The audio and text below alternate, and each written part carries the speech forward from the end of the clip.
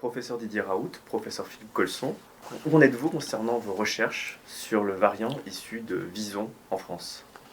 Donc, très bien, Philippe Colson va vous expliquer tous les travaux qu'il a fait dessus, mais globalement, vous vous rappelez, en juillet-août, on commence à alerter, quand on commence à avoir une réaugmentation des cas, sur l'apparition d'un nouveau variant ou d'un nouveau mutant, avec des gens qui ont des réactions trop rapides compte tenu de leur état de connaissance, plutôt que de regarder les choses paisiblement, et on va voir exploser ce variant, y compris il n'était pas dans les données jusqu'à récemment de l'OMS, mais sur maintenant on peut vraiment clarifier la situation, et Philippe Colson va vous la clarifier.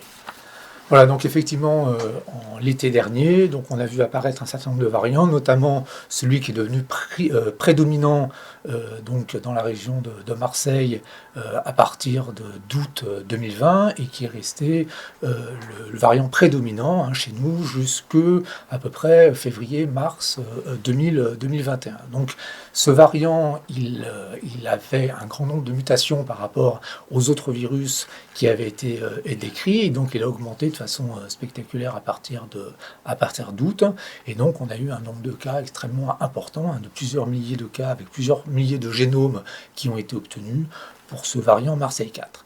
Alors l'origine de ce variant Marseille 4, donc on avait posé l'hypothèse que ce variant avait pour origine les visons, et effectivement donc et qu'il est né en France. C'est le variant Made in France. C'est une des raisons pour lesquelles il a mis si longtemps à être reconnu ailleurs. Les premières séquences qui ont été faites de ce variant ont été retrouvées en France. Et donc c'est ce qu'on voit sur ce tableau. Et bien entendu, ça a atteint toute la France. Et ça a atteint d'autres pays d'Europe, mais pas avec une dimension aussi spectaculaire qu'en France. C'est ce qu'on voit sur... ça, c'est le Marseille 4, celui dont on parle. Vous voyez, il commence ici, ça, c'est la France. Et vous voyez qu'il est né en France et qu'il va sévir en France plus que n'importe où ailleurs. Voilà, et donc on a ce qui a été relargué, donc mi-mars, c'est une séquence de Vison, le seul génome qui a été disponible pour un élevage de visons en France, et il s'avère que cette séquence de visons qui a été obtenue à partir d'un vison prélevé en pratique mi-novembre 2020 était un génome de Marseille 4. Et donc, ce qui a permis de consolider notre hypothèse de l'origine du vison pour ce variant Marseille 4. Vous voyez sur ce tableau, tous ces éléments montrent l'énorme variabilité de ce virus chez les visons, qui explique que cette maladie est une zoonose. Et vous avez typiquement ce qui s'est passé ici. C'est pas un rebond de la maladie précédente, c'est que c'est une zoonose, c'est un nouveau variant qui est venu des animaux, qui est venu des visons en l'occurrence, qui a donné une nouvelle épidémie. Ce qui amène à avoir des réflexions sur la stratégie de prévention de nouvelles épidémies en intégrant une réflexion sur les zoonoses et en étant relativement lucide sur le fait qu'il est possible qu'il soit extrêmement difficile d'éradiquer cette maladie s'il y a des foyers animaux comme il y a des foyers humains.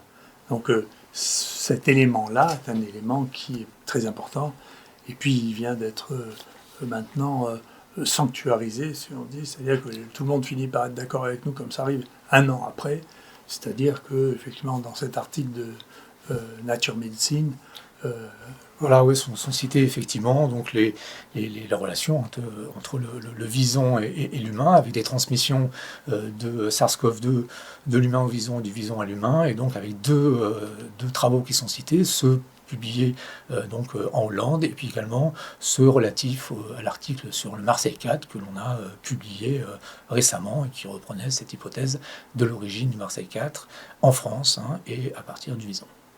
C'est une équipe, il y a deux équipes qui ont sorti des papiers tout à fait extraordinaires qui sont parallèles aux nôtres dans un second temps.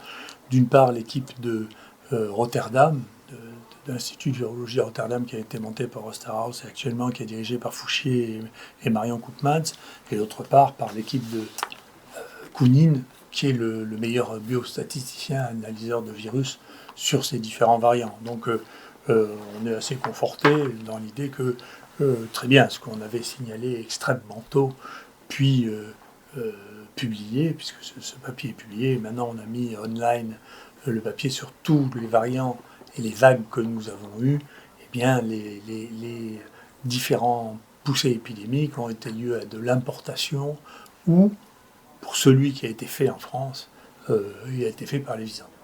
Comment explique-t-on cette poussée épidémique, puis cette décrue de l'épidémie ? Alors c'est très intéressant. Les poussées épidémiques, bien sûr, viennent en partie du fait qu'il existe des nouveaux variants, soit qui ont pu être faits ailleurs et qui sont introduits en France, soit qui sont faits chez les animaux. Mais moi, je réfléchis depuis longtemps pour comprendre pourquoi les épidémies s'arrêtent. Ça n'a pas de sens. Alors, chacun a sa théorie. Une partie de la population scientifique a tendance à considérer que les virus sont un objet neutre. C'est un objet. Et donc, c'est plutôt la partie... C'est une manière de disséquer l'analyse scientifique.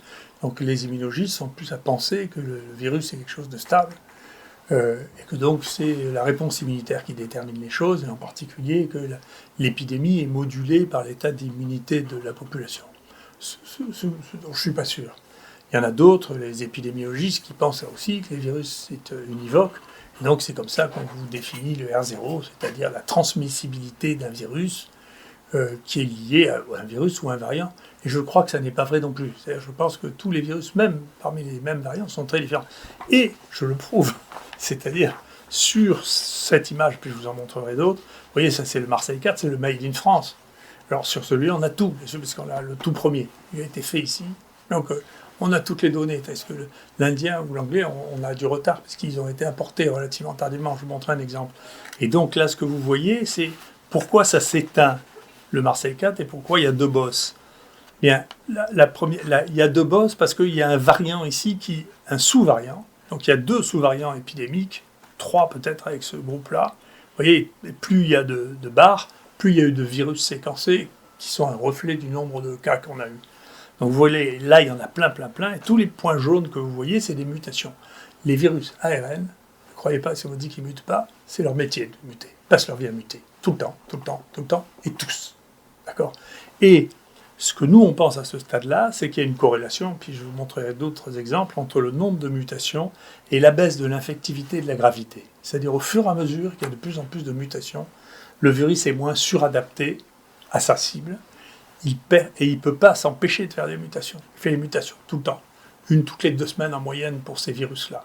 Et donc, quand il a accumulé un certain nombre de mutations, vous voyez, celui-là qui a accumulé un certain nombre de mutations ici, ben vous voyez que petit à petit, il y en a de moins en moins. Et vous voyez, celui-là qui a accumulé tellement de mutations, ou celui-là, eh bien, il n'arrive plus à se reproduire.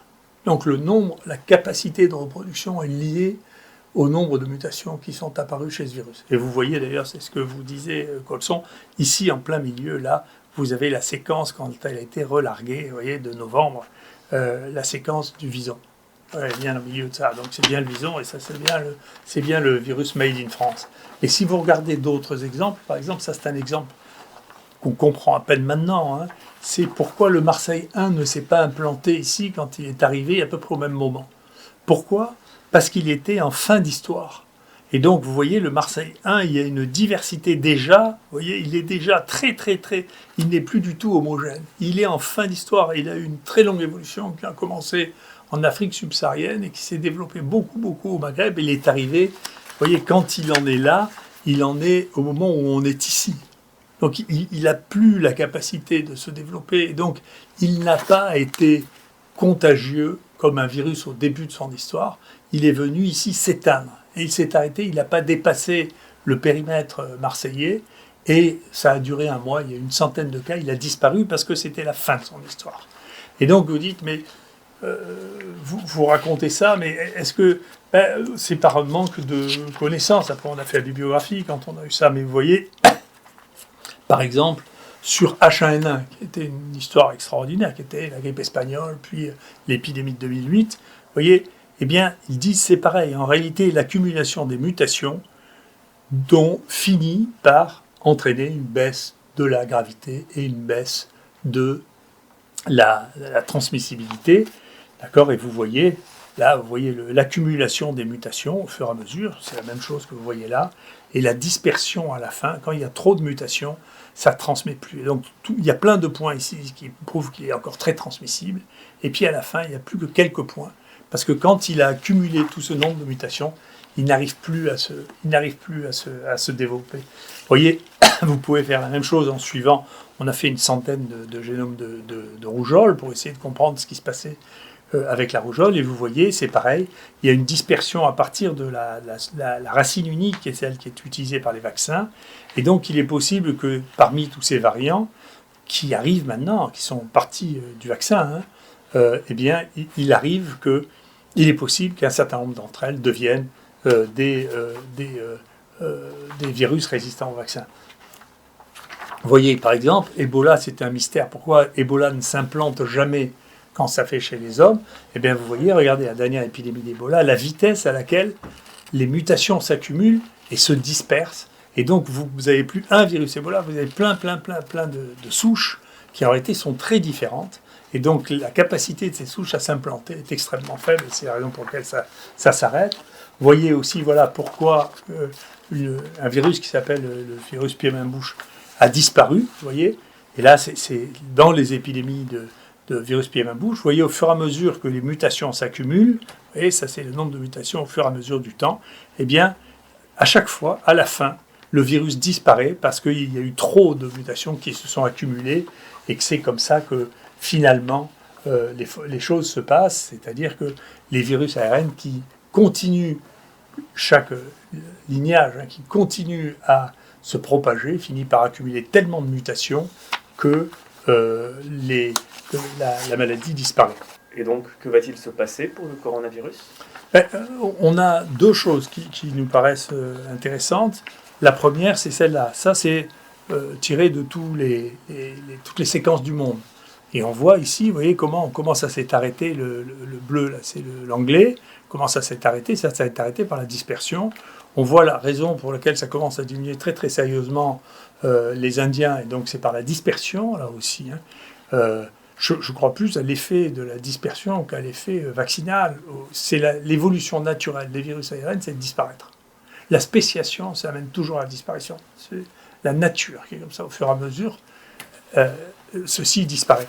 Et donc, en même temps, est-ce que ça, c'est lié à quelque chose dans la gravité ? Vous voyez, ça, c'est les dernières données que l'on a pu avoir à Marseille. Et vous voyez que la mortalité, vous voyez, des gens qui habitent Marseille, au cours de cette épidémie, vous voyez, est beaucoup moins importante que, vous voyez, ça c'est le nombre de cas, ça c'est le nombre de morts, et vous voyez que le nombre de morts est beaucoup moins élevé que ça n'a été dans le premier épisode ou dans le deuxième épisode, vous voyez, et même déjà l'épidémie de Yucca, qu'on appelle Alpha maintenant, tuait moins, et donc nous on avait cette notion d'une baisse de la mortalité au fur et à mesure de l'apparition de ces variants. Donc, en dehors de l'émotion que ce virus suscite, on a l'impression que c'est un virus comme les autres ARN, c'est-à-dire qu'il mute tout le temps, que donc il crée des variants nouveaux. Certains de ces variants, du coup, quand ils tombent dans une situation dans laquelle ils deviennent ciblés, plus particulièrement chez l'homme, développent une épidémie. Cette épidémie est auto-limitée par le fait de l'accumulation des variants. Et donc, soit il apparaît un nouveau variant, issus des virus circulants ou des animaux, et il peut se reproduire une autre épidémie, en particulier si ça échappe aux stratégies vaccinales que l'on a mis en place, et puis si ça n'est pas le cas, eh bien ça s'éteindra comme se sont éteintes d'autres épidémies avant cela. Sauf quand ça repart. Alors vous voyez, Ebola, à chaque fois c'est une zoonose, donc ça repart des animaux. Vous voyez, s'il n'y a pas de foyer animal, eh bien, ça peut tout simplement disparaître. Voilà. Donc c'est la situation telle qu'on peut l'analyser maintenant, c'est, écoutez, ces épidémies successives sont normales avec un virus de cette nature-là. Chaque virus qui crée une épidémie a tendance à disparaître à un moment par accumulation de mutations, indépendamment, je pense, de toutes les mesures que l'on peut prendre. Peut-être que le pic de la maladie est modulé par les actions sociales ou les différentes actions qu'on a. Le reste, c'est l'évolution naturelle du virus, c'est de disparaître. Et donc, très bien, on peut espérer que dans un certain temps, à condition qu'il n'émerge pas de virus issus du monde animal, eh bien, on verra disparaître ces virus comme on les voit disparaître. Vous voyez, il y a une corrélation absolue entre le nombre de mutations et le nombre de cas. Plus il y a de mutations, moins il y a de cas. Voilà. Merci beaucoup.